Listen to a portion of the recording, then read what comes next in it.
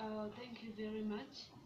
I'm going to have a video talking about the purpose of the video will be discussing some of the varying or different ways in which the state and local policies impact the citizens.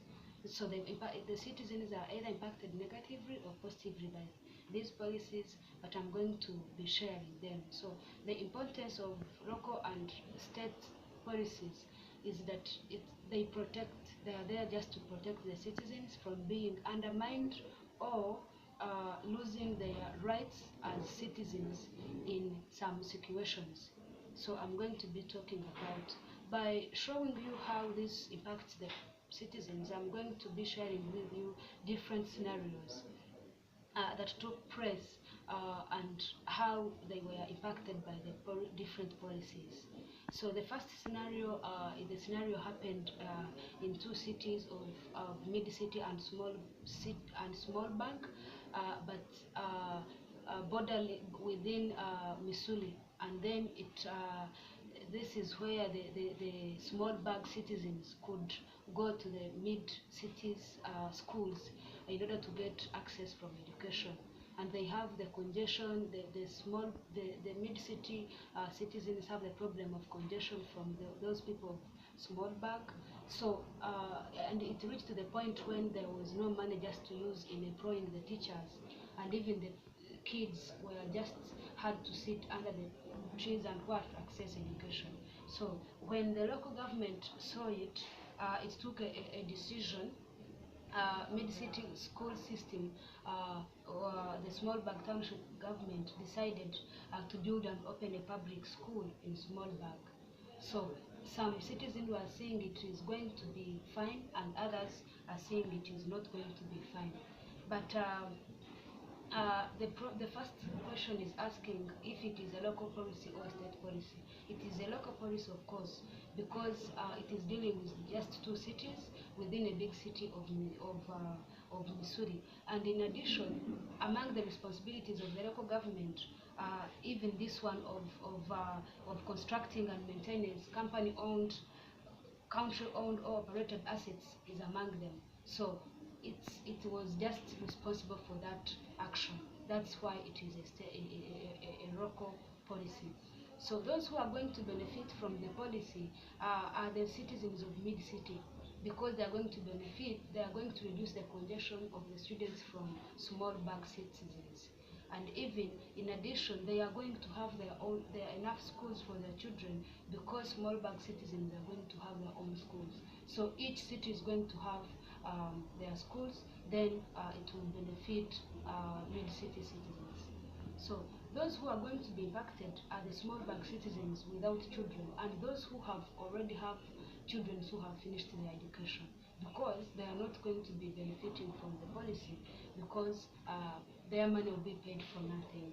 So this policy seems reasonable, because even though some citizens are not having children and others have, those ones who have finished, it will save the citizens of mid cities from the congestion of the citizens from small bag.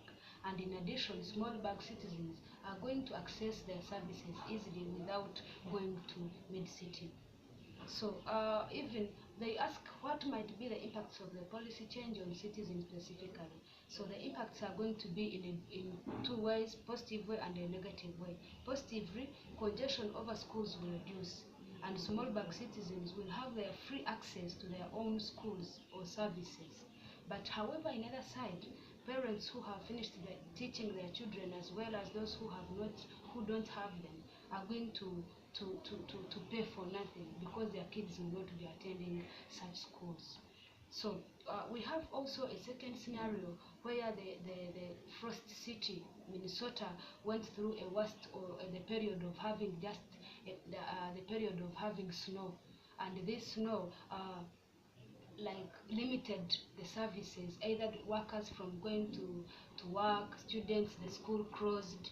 And then it came up in light of Frost City Limited, they had a budget which could not afford in this construction of those of the road that was affected by the city, and even others were saying we can employ people who can be there just to avoid forced. So then the first cities just funding. So because of a rearranging, they said that we can use the money that can be used for reconstructing the programs to reconstruct and employ those people to be there as employees to help in making it happen. So, but however, if you see this, you find that somewhere like poor families where their kids would go to programs were saying that the money is going to be used for nothing, and then we are going to lack the opportunity. So they were not in line with what were going to be happening. So they ask, is this a state or a policy or a local policy? Then it is a local policy because the issue is a problem to the city of Minnesota. In addition, it is a responsibility of the local government to contribute or to the public assets and services, including sewer, solid waste treatment, maintenance, stormwater management, and that was from College for America. Therefore, it is also in relation with its responsibility. So those who are going to benefit from it, those are the parents and students who will benefit from the policy because they will have access to schools. The schools are going to reopen again. And in addition, workers are going to have access to their work because they are going to start working. So those who are going to be impacted negatively, those are the low-income families, which because the programs for their kids will not be reconstructed, as we've seen that they were just there and they have been destroyed, but they're not going to be reconstructed because the budget is going to be used to solve the problem of frost. So this policy is not reasonable because policy will affect families with low income. So because their children are not going to have the ability to go for their programs, and then it will just be used for plowing the snow. So the impacts are going to be both positive and negative because students and workers are going to restart their journeys as well as other citizens. But however, low-income families are going to lose the opportunity of using their programs because the budget is going to be used while plowing the snow. The third scenario happened when the Rhode Island was having a problem of cost of living of the employees, and then they said that many like Rhode Island State Legislature said that got a decision of increasing some amount of money to their minimum wage salaries, and then by looking at this, it was just intended to improve the standards of workers and even motivate them to work more. So, but if you look at the scenario, you find that it is a state policy, because the rising of cost emerges in many towns and cities, but within one state of Rhode Island. And in addition, it is also a responsibility of the state to establish state minimum wages. And then that's why it involves in to solve the problem.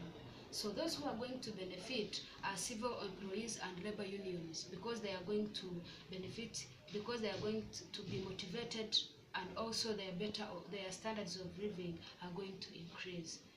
So those who are going to be negatively impacted those are some business owners, because they will be paying, they have to increase on money on the wages of the employees, and even they have to chase some employees, even though they might be competent, but because they will not be having enough budget to fund. Then the policy seems reasonable, because in order to reduce and improve to reduce poverty and improve citizen standards of living, they should increase on their wages, so they will be beneficial.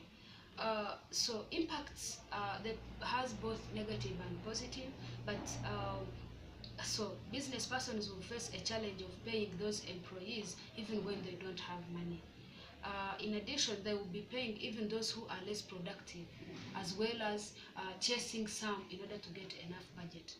So employees, but they are going to be the employees' standards are going to be improved, and also they are going to be motivated enough.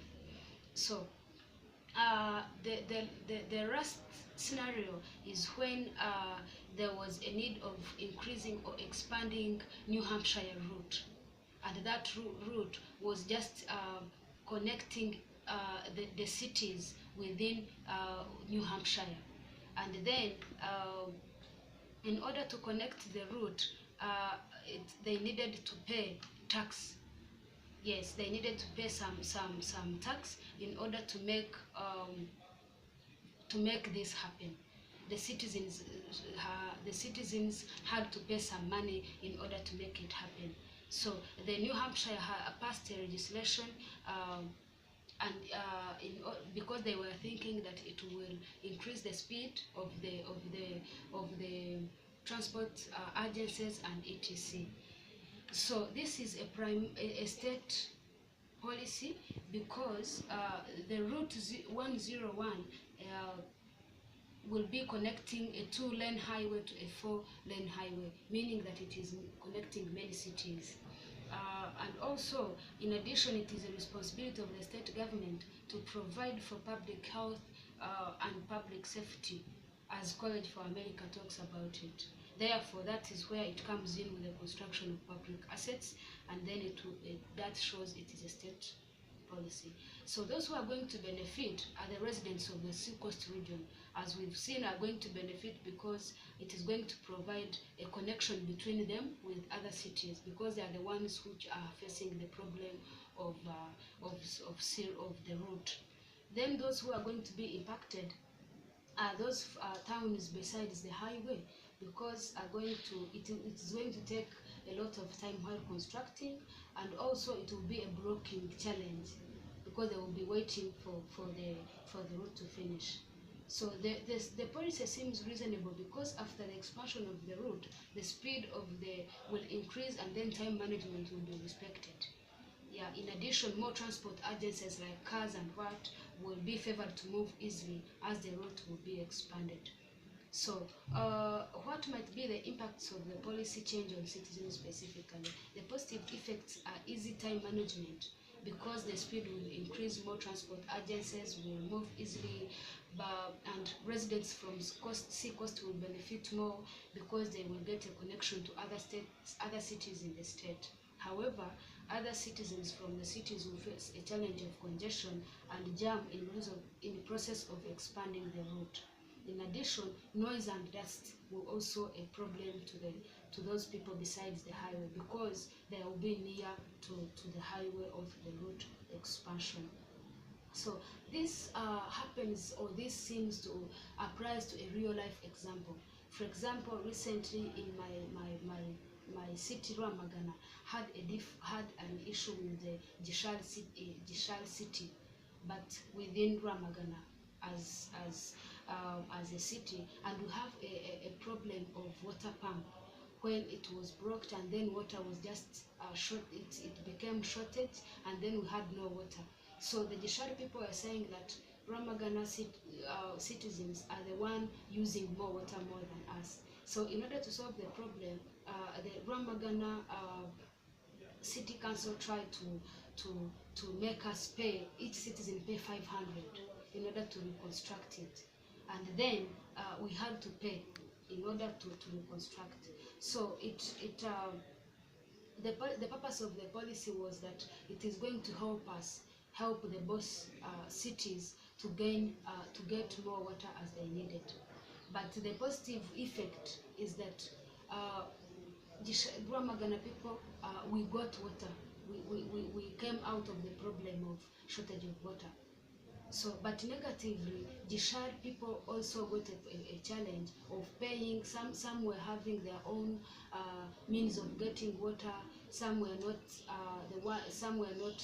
near to the water pump, but they also paid. So they were saying we are going to be paying for just nothing when we are not the beneficiaries. And then it came to the point that both local and state policies affect both negatively and positively, but but as a purpose of helping citizens to come up with their challenges and help them. So thank you. That's how these policies affect the citizens, but they are very important to the usual life. Thank you very much.